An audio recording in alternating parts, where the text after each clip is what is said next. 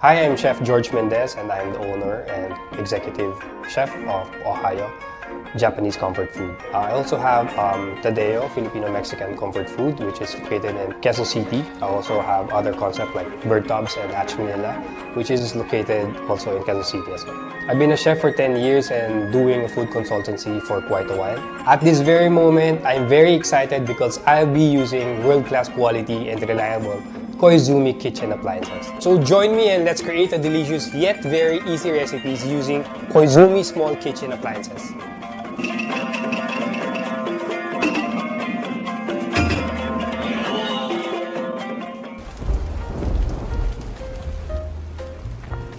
Hi guys! Ang lakas na ng ulan sa labas and sa ganitong panahon na maulan, bagay na bagay yung mga pagkain na may sabaw. So I'm thinking to cook something na bagay sa panahon today. How about corn and spinach soup with Adlai rice? Para healthy pa rin. Tara, let's cook it using Koizumi grill pot. So now let's cook corn and spinach soup with Adlai rice. So for our corn and spinach soup with Adlai rice, the ingredients we're going to use are onions, corn, spinach, potatoes, cream, flour, butter, cooked Adlai rice, and chicken stock. So now let's preheat our grill pot. So let's start. Butter to our pan. Onions. So by the way guys, Koizumi grill pot is 2000 watts. Very easy to use. Glass cover top surface, easy to wipe off dirt and clean. Maximum weight is up to 3 kilos including the pot. Metal uses aluminum alloy, good durability and corrosion resistant. Corn.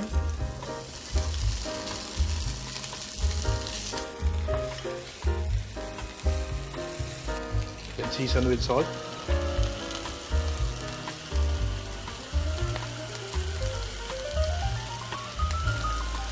Then add our potatoes.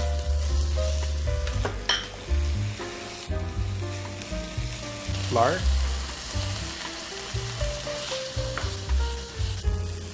Then let's add our remaining butter.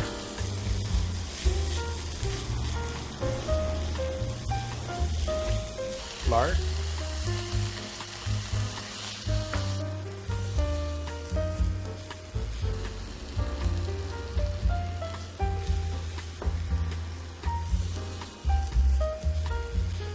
Then gradually add chicken stock.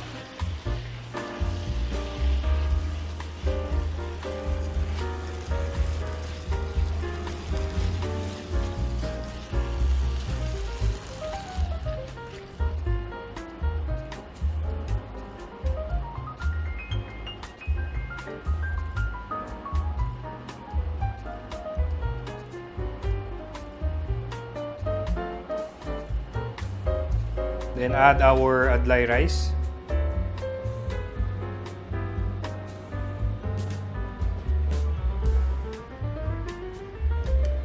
Season with salt.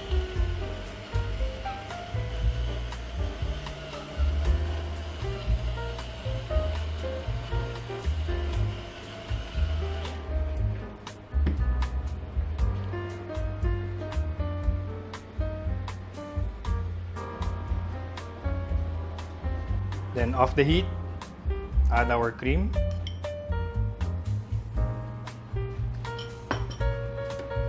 Stir natin.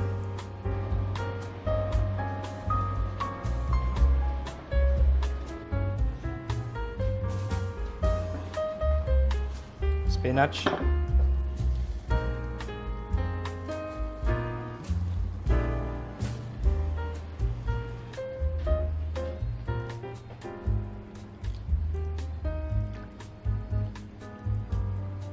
Then after natin ma-add yung spinach, let's proceed to our plating.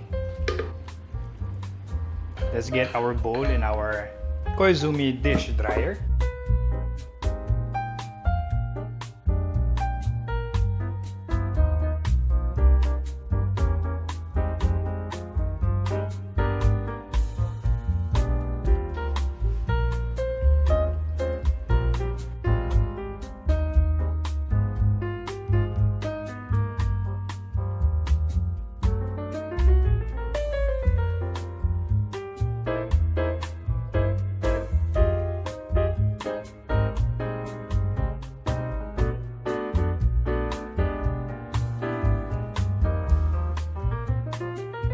So this is it, our corn and spinach soup with Adlai rice.